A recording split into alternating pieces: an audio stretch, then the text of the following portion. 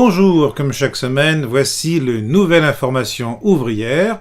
Aujourd'hui, le numéro du 1er août 2013. À la une, retraite, le patronat applaudit les dernières annonces du gouvernement, allongement de la durée de cotisation, hausse générale de la CSG, et les Échos concluent c'est le gage d'une bonne réforme.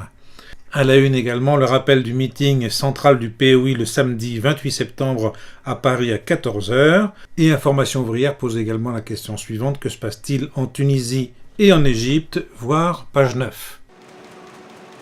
En page 2, le détail des mesures préconisées par le MEDEF et par le gouvernement, notamment l'augmentation de la CSG et notamment l'augmentation du départ effectif à la retraite jusqu'à 67 ans. Pendant ce temps, dans le pays, les appels unitaires à la mobilisation se multiplient dans les départements, avec cette semaine des nombreux extraits des appels locaux.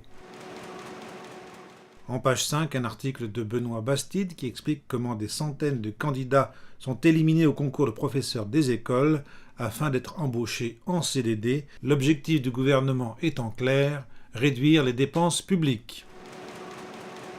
En page 7, Gérard Lorigny répond à quelques questions concernant la nouvelle politique agricole commune et démontre quelques faux-semblants et quelques mensonges. Imposture en France, imposture un peu partout, imposture en Chine, avec page 8, un article sur Foxconn et l'imposture des salaires, et l'article continue sur ce qu'il en est réellement de la liberté d'organisation, du droit de grève et de la libre négociation.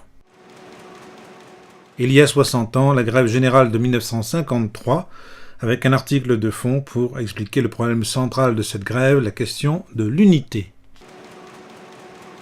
Dans les pages centrales, vous trouverez la très belle chanson de José Zeca, Grandola, qui fut écrite sous la dictature militaire en 1971 et qui fut interdite parce qu'elle propageait, selon le pouvoir, des idées communistes. C'est pas tout ça, mais rien ne vaut la lecture directe d'Information ouvrière.